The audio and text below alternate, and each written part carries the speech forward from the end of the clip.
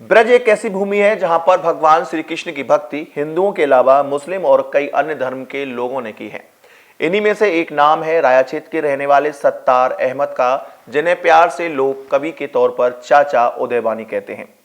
New news से बातचीत में कवि सत्तार अहमद ने कहा कि भगवान श्री कृष्ण के छंद लिखने की प्रेरणा उन्हें भगवान बांके बिहारी से मिली और वह आज तक भगवान श्री कृष्ण के छंद, पद और दोहे लिखते आ रहे हैं। आइए सुनते हैं किस तरह से भक्ति में लीन है चाचा उदयवानी। हिंदी साहित्य में रसखान को आखिरकार कौन नहीं जानता। रसखान ने भगवान श्री कृष्ण की भक्ति की थी और अनन्य भक्ति की थी, जिसका प्रमाण आज रसखान की समाधि महावन में है। लेकिन आधुनिक युग में भी रसखान हैं जो भगवान श्री कृष्ण के चरित्र को लिखते हैं, उनके दोहों को, छंद को लिखते हैं। हमारे साथ हैं चचा उदयवानी, जिनका नाम है सत्तार अहमद।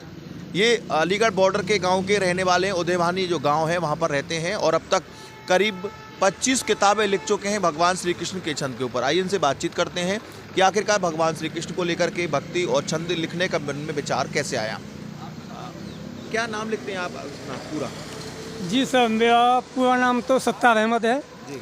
वैसे कवियों में मुझे चचा उदयवानी के नाम से जानते हैं और ये किताब लिखने का शौक़ मुझे बचपन से ही है। करीब करीब 21 साल की आयु से मुझे ये किताबें लिखने का शौक़ हुआ। सबसे पहली जो किताब मेरी निकली वो संजय गांधी की बारामासी निकली। उस ज़माने में आज से 40 साल पहले बारामासी चला करती थी, तो मैंने बारामासी किताबें बहुत लिखी हैं। 24 किताब लिख चुका। बारहमासी क्या अर्थ होता है? नहीं, जो बारामासी होती है वो 12 महीनों के हिसाब से लिखी जाती है, लेकिन कोई घटना जो हो जाती है तो उसकी एक तर्ज होती है बारामासी की, तो आजकल वो सुनाई नहीं देती है, कहीं भी कोई पसंद भी नहीं करता है। लेकिन 40 साल पहले बारामासी ज़्यादा। बारहमासी का एक थोड़ा सा छंद सुनाइए, कोई क्या लिखा, किस तरह की होती है? नहीं, बारामासी जैसे मैंने संजय गांधी की बारामासी लिखी तो उसका एक मुख्य एक लाइन थी, वो ये थी कि संजय गम की दास्तान सत्तार सुनाती हैं। ये उसकी मुख्य लाइन थी। तो ये किताबें मेरी हाथस में दीपचंद बुक सेलर के यहाँ छपी और कम से कम लाखों के हिसाब से ये किताब बिकी मेरी। उसके बाद में चौधरी चरण सिंह की बारामासी, बाबू जगजीवन की बारामासी, इंदिरा गांधी की बारामासी और श्री कृष्ण भगवान के मैंने छंद भी बहुत लिखे। कवित्व जवाहर के नाम से एक कविता लिखी, उनमें भगवान कृष्ण की कवित्तें हैं तमाम। और हरि कीर्तन के नाम से मैंने लिखे, तो उसमें भगवान कृष्ण की आवाज़ का के कीर्तन है। और ये जो मेरी किताब है श्री कृष्ण भक्ति सागर की, ये मेरी 25वीं किताब है। छंद जो भगवान श्री कृष्ण को लेकर के आपने लिखे, कोई छंद दो सुनाइए जो बहुत ही आपके जीवन में महत्वपूर्ण हो, जिनको आप बहुत पसंद करते हो। जी, ये जो मैंने किताब लिखी है इसी का एक पहला छंद सुनाई देता हूँ। उसमें मेरा परिचय भी है, तो ये परिचय भी सामने आ जाएगा के डाली डाली पात पात राधे राधे होते जहाँ ऐसो मनु भावनो हमारो ब्रज धाम है। और राधे रुक मैंने किया सब कोई, नारी लगे बालकू बालक लगत जैसे श्याम है। के हाथ में समथुरा की दोनों सीमाना के बीच कंचना के पास मेरा उदयभान गाम है। और नाम है सत्तार और भक्त हूँ बिहारी को मैं चचा उदयवानी भैया मेरा उपनाम है। कैसे सूझा भगवान श्री कृष्ण के बारे में? नहीं, वो तो सब मेरा जन्म जो हुआ है वो ब्रज के क्षेत्र में हुआ है। मेरा गांव उदयवान में, तो ये मथुरा और हाथरस की सीमा के बीच में पड़ता है। तो ब्रज में मेरी पैदाश हुई है। तो गांव में जो सब लोगों में आना जाना था, हिंदू भाइयों में, वो कीर्तन वगैरह जो करते थे तो ब्रज भाषा में करते थे सब। तो मुझे भी शौक हुआ। मेरे गांव में रामलीला होती थी, तो बांके बिहारी की कृपा से रामलीला का तो मैं राष्ट्रीय कलाकार हूँ। अच्छा जी, मुझसे क्या रोल में आते हैं आप? नहीं, रामलीला में तो अब आप मुझसे पूछेंगे तो जितने भी जोशीले पाठ थे सब मेरे ही थी। जैसे उदाहरण के तौर पर कि बाली का पाठ मेरा था। अच्छा। हाँ, और सब खरदूषण का पाठ मेरा था, परशुराम का पाठ मेरा था।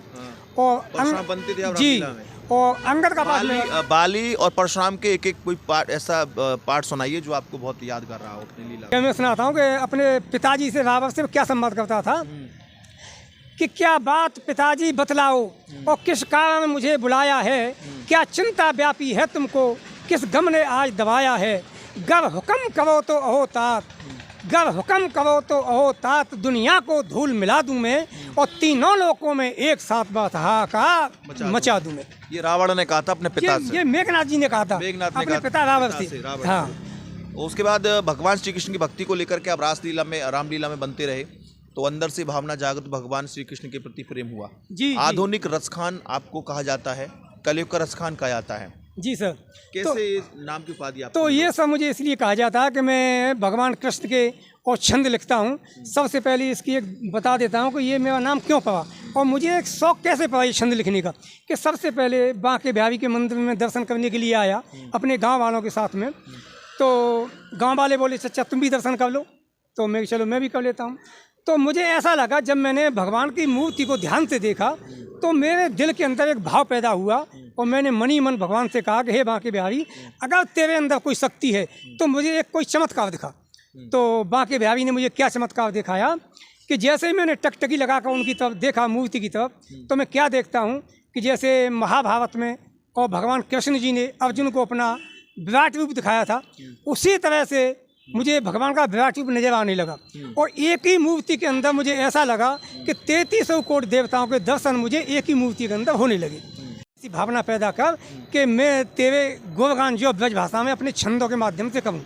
तो उस दिन से भगवान की कृपा हुई और मेरे दिल में ऐसी कुछ एक अटपटा सा सवाल जरूर लगेगा कि आप मुस्लिम होते भगवान श्री कृष्ण की भक्ति करते हैं, कभी धर्म आड़े हाथों नहीं आया?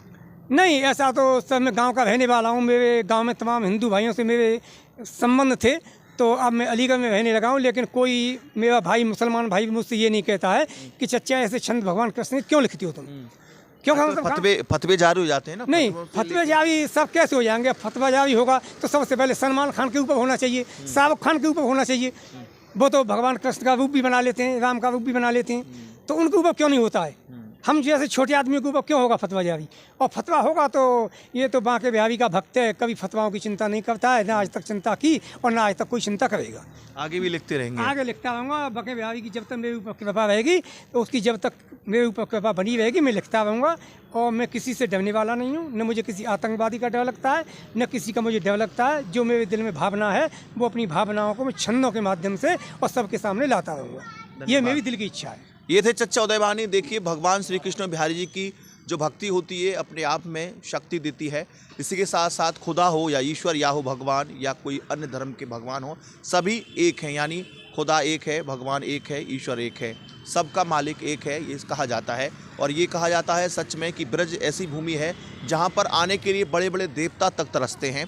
और यहाँ पर चाहे हिंदू हो, चाहे मुसलमान हो, चाहे अन्य किसी जाति या बिरादरी का व्यक्ति हो, हर कोई कृष्ण का भक्त है। और भगवान श्री कृष्ण ने अपने उद्बोधन में कहा है, उद्धव से ये भी कहा है कि हे उद्धव, ब्रज में जो भी व्यक्ति है वो मेरा सखा है, वो मेरा मित्र है।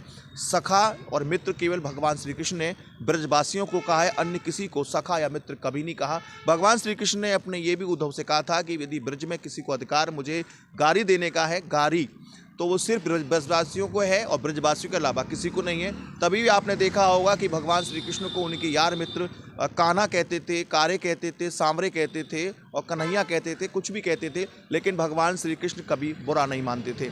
आज सत्तार जी ने जो एक इतिहास दिखाया है, हिंदू मुस्लिम की जो एकता का प्रमाण दिया है, वो सबके लिए काबिल गौर है। और इनके लिए हम ये दुआ चाहते हैं कि ये आगे भी ऐसे ग्रंथ लगातार लिखते रहें। अपने साथी राय सोलंकी के साथ रवि यादव।